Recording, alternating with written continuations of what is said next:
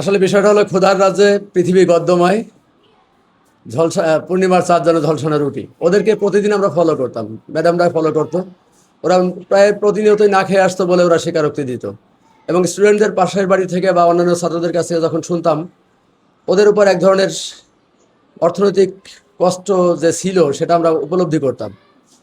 এটা প্রতিনিয়ত যখন ঘটতো তখন আমরা আসলে এই স্থান থেকে আমরা কিছু করতে পারতাম না। এটা আমাদের এক ধরনের কষ্ট, আমাদের এক ধরনের ব্যর্থতা বলেই জানতাম। এটা স্বীকার্য সত্য যে ওদের পারিবারিক অবস্থা খুবই খারাপ, এবং সেই পারিবারিক খারাপ অবস্থার পেছনে কি আছে সেটাও ছাত্রদের কাছ থেকে আমরা জানতে পারি। ওর বাবা তেমন কাজকর্ম করে না, আয়ের উৎস নেই, মা খুব যন্ত্রণার মধ্যে থাকে, কয়েকটা ঋণগ্রস্ত একটা পরিবার, 3-4টা ঋণ আছে। এই ঋণ পরিশোধে বিভিন্ন ধরনের নির্যাতন হতো বলে আমরা জানতাম ছাত্রদের কাছ থেকে, আর এটাই আমাদের কাছে প্রুফ এবং প্রমাণিত সত্য বলে আমরা মনে করি। এবং ওরা কবে স্যার আপনার বিদ্যালয় থেকে গেল এবং কিভাবে ফিরে আসবে? আজ থেকে প্রায় 10-11 দিন আগে ওরা তাৎক্ষণিক এসে বললো যে স্যার আমরা না আজকে চলে যাচ্ছি। আমার ম্যামরা খুব কষ্ট পাচ্ছিল, এবং এই চলে যাওয়াটা আমরা হাসি মুখে নিচ্ছিলাম না, আমাদের ভিতরে এক ধরনের কষ্ট কান্না কাজ করছিল, কিন্তু ওদের বুঝতে দেইনি। পরবর্তী থেকে আমরা এক ধরনের কষ্ট উপভোগ করতে থাকলাম, যেভাবে আমাদের বিদ্যালয় থেকে 2টি ছাত্র চলে গেল, এটা আমাদের এক ব্যর্থতা। সেই ব্যর্থতার দায় মুক্তি হিসাবে আমি একটি লেখা প্রকাশ করি, আর সেটাই মিডিয়া গ্রহণ করে, এবং সেখান থেকেই এই পর্যায়ে আসা। আমি সাধুবাদ জানাই উপজেলা নির্বাহী কর্মকর্তা জনাব রেজওয়ান আফরিন মহোদয়, যিনি আজকে আমাদেরকে সাক্ষাৎ করতে বলেছেন ওই পরিবারটি সহ।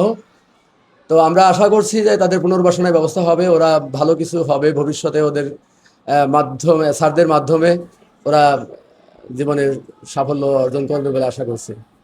স্যার পরে একটি পরীক্ষারও অ্যাবসেন্ট ছিল। পরবর্তীতে যেদিন পরীক্ষা সেদিন পরীক্ষা ঠিক আধা ঘন্টা আগে ওরা এসে পৌঁছায়, এবং আমাদের পিছনের পরীক্ষাটা আমাদের কর্তৃপক্ষের নির্দেশে আমরা সেই পরীক্ষাটা নিয়ে নিই, এবং এখন নিয়মিত পরীক্ষা দিচ্ছে, এবং হাসি মুখে ওরা বিদ্যালয়ে আসছে। পরিবারের পক্ষ থেকে কি আবারও কিভাবে নিয়ে যাবে বা এই বিষয়ে আপনার কোনো আসলে আমরা তো তথ্য নির্ভর হলো আমাদের স্টুডেন্টদের কাছ থেকে। আমরা পারিবারিক খোঁজখবর নিচ্ছি, নিয়মিত যোগাযোগ রাখছে প্রশাসন। তবে আশা করি যদি পুনর্বাসনের ব্যবস্থা হয়, বা এর বাবা যদি ঠিকমতো চলাফেরা করে, তার জীবনে যদি ইচ্ছা করে যে আমি আত্মনির্ভরশীল হব, তাহলে আশা করি এর পরবর্তীতে এই ধরনের ঘটনা আর ঘটবে না, ওরা স্বাবলম্বী হবে বলে আমি আশা করছি। ওদের পিতা মাতাকে আর এভাবে নিয়ে যাবে কি বা আগামীতে প্রতিনিয়ত ক্লাস করে এই বিষয়ে কি আসলে অভাব তো প্রতিনিয়তই নিত্যদিনের সঙ্গী। পুনর্বাসন হলে গ্রামের উদ্যোগ এবং গ্রামের প্রভাবশালী মহল, গ্রামের যারা দানশীল ব্যক্তি আছেন, তাদের আশা যে তাদেরকে গ্রামেই রাখবেন এবং এই শিশুদেরকে গ্রামেই পড়াবেন। তারাও তাদের আত্মমর্যাদার জায়গা থেকে সচেতন হয়ে উঠেছে বলে মনে হচ্ছে আমার কাছে।